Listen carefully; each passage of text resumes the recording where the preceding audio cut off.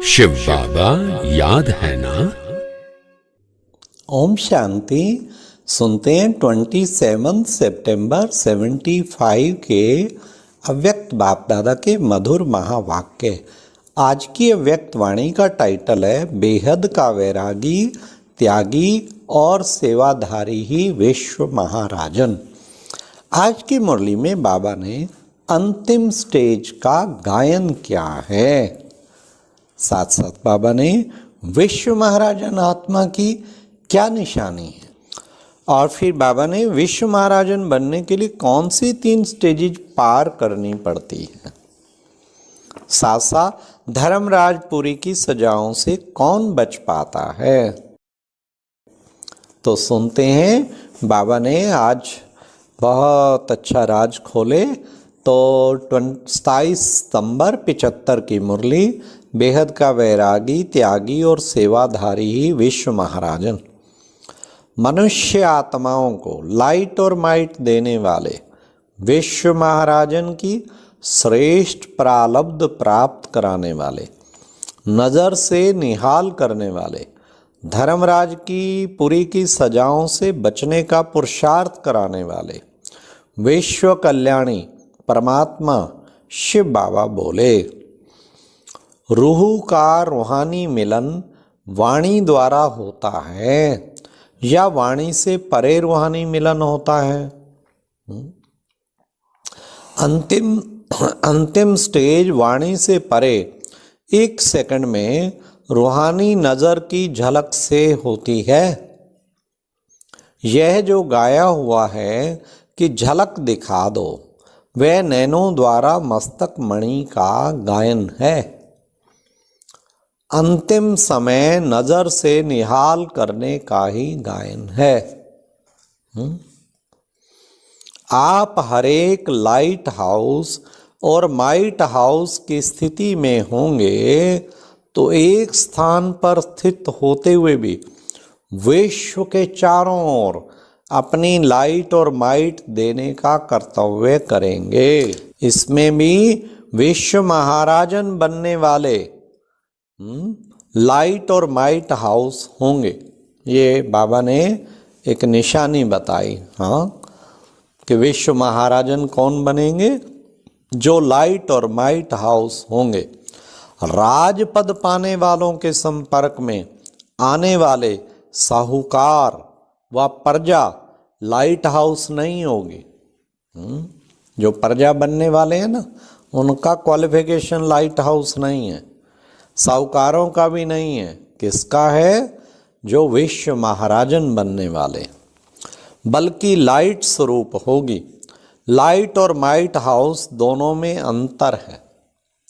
विश्व महाराजन बनने के लिए जब तक, अब बड़े ध्यान से सुनना, कंडीशन विश्व महाराजन बनने की, विश्व महाराजन बनने के लिए जब तक विश्व सेवक नहीं बने हैं तब तक विश्व महाराजन नहीं बन सकते। विश्व महाराजन बनने के लिए विश्व सेवक, पहले सारे विश्व की सेवा करना बड़ा जरूरी है। चेक करें क्या सचमुच मैं विश्व की सेवा में तत्पर हूँ या थोड़ी मोटी सेवा करके ही मैं अपने को विश्व सेवक कह के खुश रहता हूँ। सारे विश्व की सेवा का ताज पहना हो, इसको कहते हैं विश्व सेवाधारी। ना केवल अपनी एरिया, अपनी सर्कल की सेवा का ताज नहीं, सारे विश्व की सेवा का ताज। विश्व की आत्माओं के अर्थ हमारा जीवन हो, इसको कहते हैं विश्व महाराजन। तो हमें विश्व सेवाधारी बनना है। मेरी एनर्जी, मेरा टाइम, मेरी हड्डियाँ, मेरा तन, मेरा मन, मेरा धन विश्व की सेवा में लगे, तब समझो विश्व सेवाधारी। और ऐसे विश्व सेवाधारी ही बाबा कहते विश्व महाराजन बनेंगे। बाबा ने कहा विश्व महाराजन बनने के लिए एक तो निशानी बताई लाइट हाउस और माइट हाउस, और दूसरी निशानी बताई बाबा ने कि वो विश्व के सेवाधारी। जब तक विश्व सेवक नहीं बने हैं विश्व महाराजन नहीं बन सकते। अब तीसरा और सुनिए, विश्व महाराजन बनने के लिए 3 स्टेजेस से पार करना पड़ता है।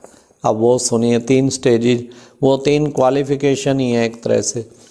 पहली स्टेज 1 सेकंड में बेहद का त्यागी, सोच करते समय गंवाने वाले नहीं, लेकिन झट से और एक धक से बाप पर बलिहार जाने वाले।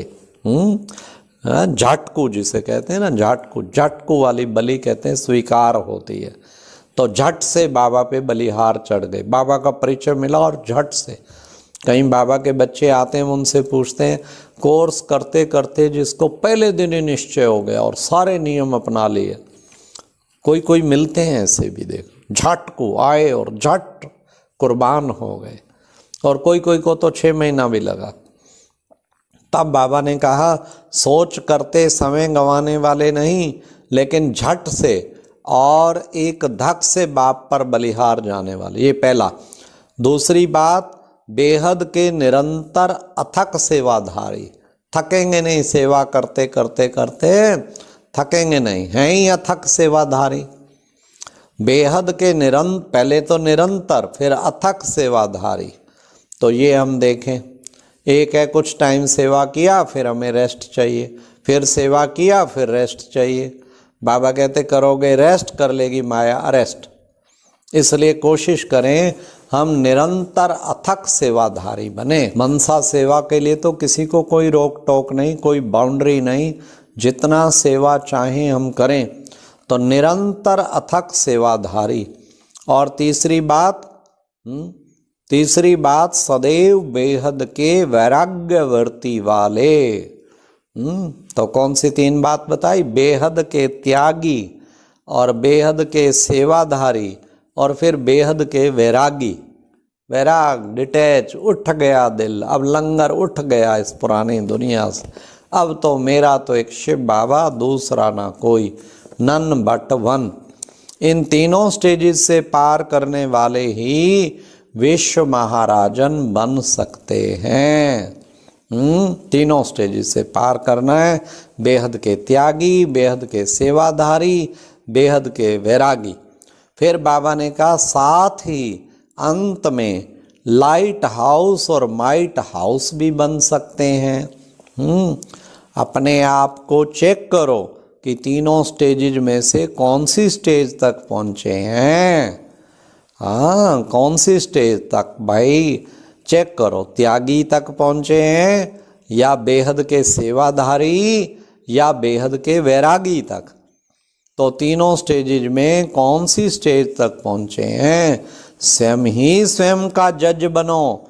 धर्मराजपुरी में जाने से पहले जो स्वयं का जज बनता है ना, वही धर्मराजपुरी की सजा से बच पा जाता है।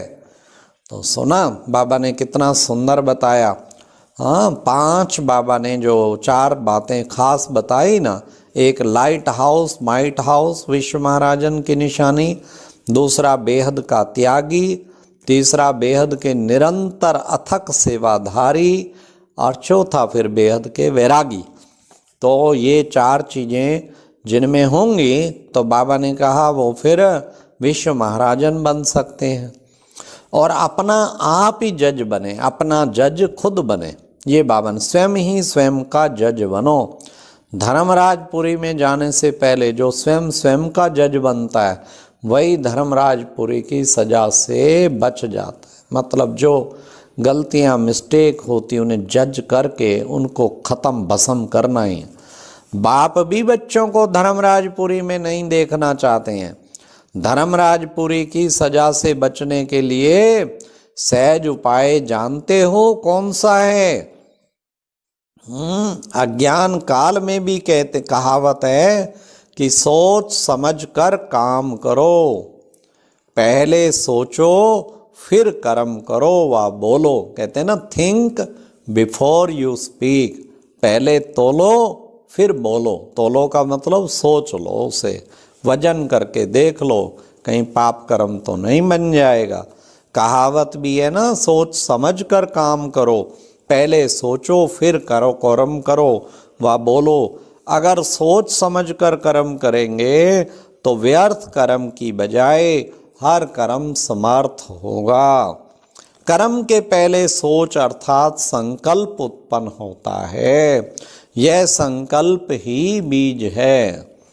अगर बीज अर्थात संकल्प पावरफुल है तो वाणी और कर्म स्वतः ही पावरफुल होते हैं। इसलिए वर्तमान समय के पुरुषार्थ में हर संकल्प को पावरफुल बनाना है। संकल्प ही जीवन का श्रेष्ठ खजाना है। जैसे खजाने द्वारा जो चाहें जितना चाहें उतना प्राप्त कर सकते हैं, वैसे ही श्रेष्ठ संकल्प द्वारा ही सदा काल की श्रेष्ठ प्रारब्ध पा सकते हैं। सदैव यह छोटा सा स्लोगन स्मृति में रखो, क्या कि सोच समझकर करना और बोलना है, तब सदा काल के लिए श्रेष्ठ जीवन बना सकेंगे और धर्मराजपुरी की सजाओं से बच सकेंगे।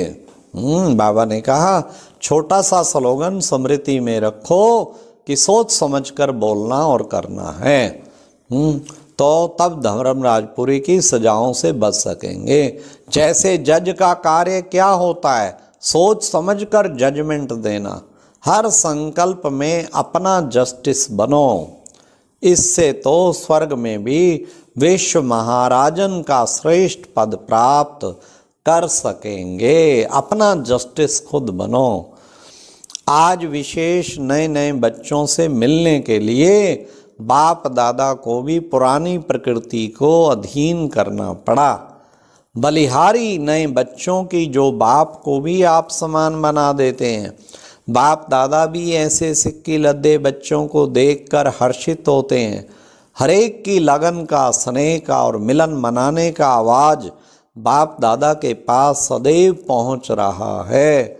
इसलिए रिटर्न करने के लिए बाप दादा को भी आना पड़ा। अच्छा, ऐसे अति स्नेही सिक्की लद्दे सदैव एक की लगन में मगन रहने वाले लास्ट सो फास्ट और फास्ट सो फर्स्ट डिवीजन में आने वाले तीव्र पुरुषार्थी बच्चों को बाप दादा का याद प्यार और नमस्ते। और अब यह एक बहुत अच्छी वीडियो भी जरूर देखें।